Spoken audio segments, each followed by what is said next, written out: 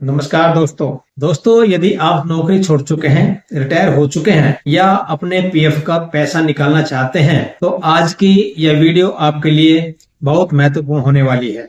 इस वीडियो में मैं आपको बताऊंगा कि ईपीएफ यानी कर्मचारी भविष्य निधि का पैसा ऑनलाइन कैसे निकाला जाता है, कौन कौन से दस्तावेज जरूरी हैं, कौन सा फॉर्म भरना होता है, पैसा कितने दिनों में खाते में आता है और इन गलतियों की वजह से आपका क्लेम रिजेक्ट हो जाता है। तो स्वागत है आपका हमारे इस YouTube चैनल सैनिक रामायण में, और वीडियो को अंत तक अवश्य देखें क्योंकि एक छोटी सी गलती आपके पीएफ के क्लेम को कई दिनों तक अटका सकती है।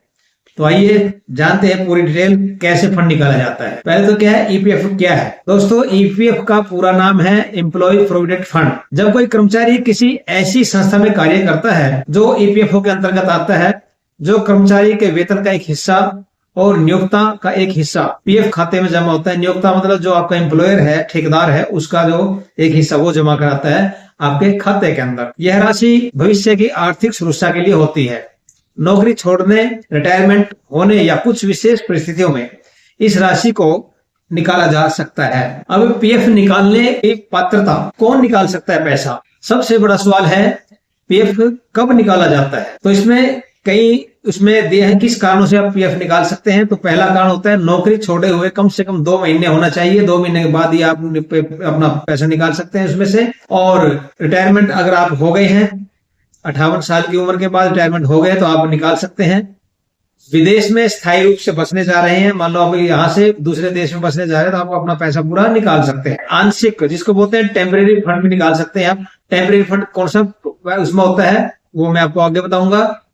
तो जो आगे जो परिस्थिति है, किन हालात में आप ये पैसा निकाल सकते हैं, कौन सा? टेम्परेरी आप निकाल सकते हैं घर खरीदने के लिए, मकान बनाने के लिए, बच्चों की शिक्षा के लिए, शादी के लिए या बीमारी के लिए या घर के अपने मरम्मत के लिए आप टेम्परेरी आप निकाल सकते हैं।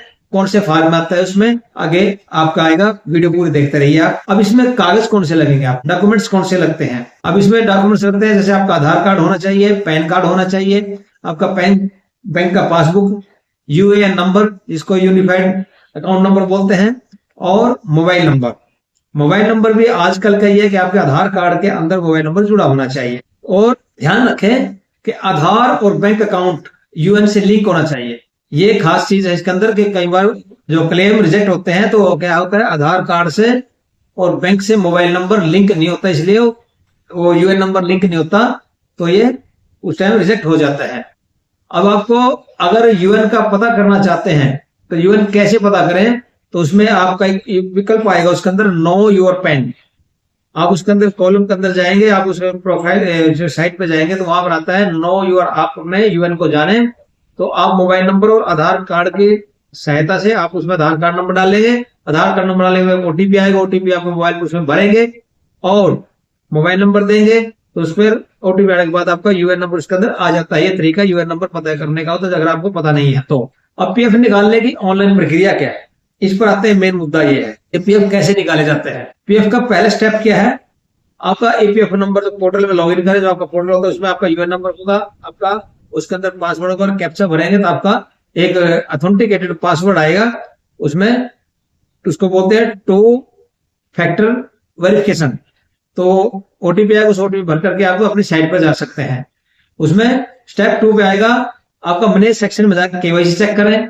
मैनेज सेक्शन में आपका केवाईसी चेक इसलिए कि आपका आधार कार्ड उसमें मेंशन है कि नहीं है, जो आपका बैंक अकाउंट उसमें मेंशन नहीं है या नहीं, या पैन कार्ड उसमें मेंशन है नहीं। अगर वो नहीं है तो आपको कराना पड़ेगा पहले। उसके बाद वेरीफाई उसके वो ठेकेदार से, आपके एम्प्लॉयर से होना चाहिए।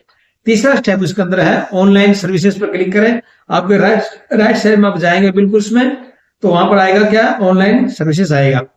ऑनलाइन सर्विसेज के अंदर उसमें आएगा क्लेम्स के अंदर फॉर्म लिखे आएंगे आपके। फॉर्म 31 आएगा, फॉर्म 19 आएगा, फॉर्म 10C आएगा। अब स्टेप 4 में क्या होता है, बैंक अकाउंट नंबर उसमें दर्ज करना होता है। वेरीफाई पर क्लिक करें।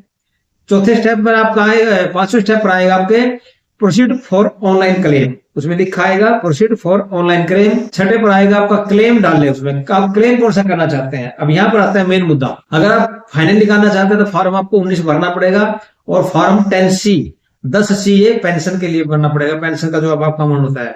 और अगर आपको टेम्परेरी निकालना है तो फॉर्म 31 आपको वो भरना पड़ेगा। ये होगा स्टेप्स 7 पे क्या आएगा, जब आप ये फॉर्म भर देते हैं तो आधार ओटीपी आपको उसमें लेना होगा। आधार ओटीपी आएगा, आधार ओटीपी उसमें आप दर्ज करें, कॉलम में आएगा और सबमिट कर दें। सबमिट करने के बाद आपका जो क्लेम है सफलतापूर्वक जमा हो जाएगा। अब इसके लिए कौन सा फॉर्म है, जैसे मैंने बताया था फॉर्म कौन सा है, पीएफ की राशि के लिए फॉर्म कौन सा है, 10 फॉर्म नंबर 10C ये होता है पेंशन, ईपीएस की पेंशन निकालने के लिए। फॉर्म 31 ये होता है एडवांस, जो है पीएफ टेम्परेरी जो बोलते हैं एडवांस निकालने के लिए होता है। और फॉर्म 19 जो होता है आपका फाइनल निकालने के लिए होता है, भी आपका पूरा क्लेम आप छोड़ दिया नौकरी, ये बाहर जाना चाहते हैं तो निकाल वो होता है।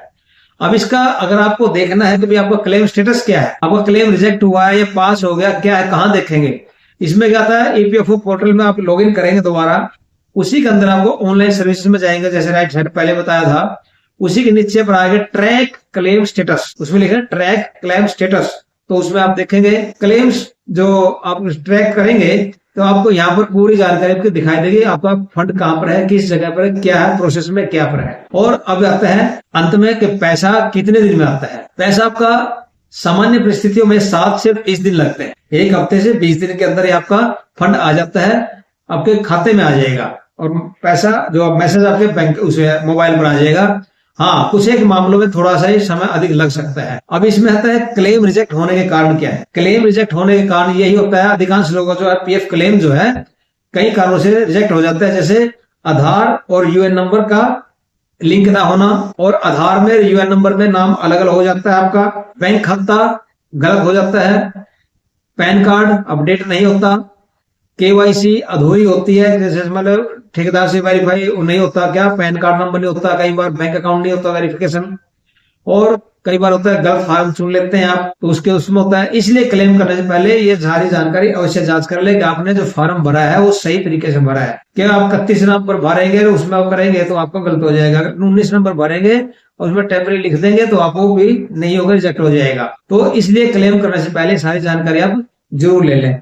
तो अंत में यह है निष्कर्ष ये निकलता है कि हमने आज का क्या जाना है, क्या सीखा है इसके अंदर कि पीएफ क्या है, पीएफ कौन निकाल सकता है, कौन कौन से इसमें डॉक्यूमेंट्स जरूरी होते हैं, ऑनलाइन क्लेम कैसे कर सकते हैं, पैसा कितने दिनों में आता है हमारे खाते में, और क्लेम स्टेटस हम कैसे देख सकते हैं। तो साथियों ये जानकारी अगर आपको उपयोगी लगी है, अच्छी लगी है तो वीडियो को लाइक कर दें, शेयर करें साथियों में, और चैनल को सब्सक्राइब करना ना भूलें। ऐसी ही और भी खबरें आपको पीएफ के बारे में मैं देता रहता हूं। आपका बहुत बहुत धन्यवाद। जय हिंद, जय भारत, धन्यवाद।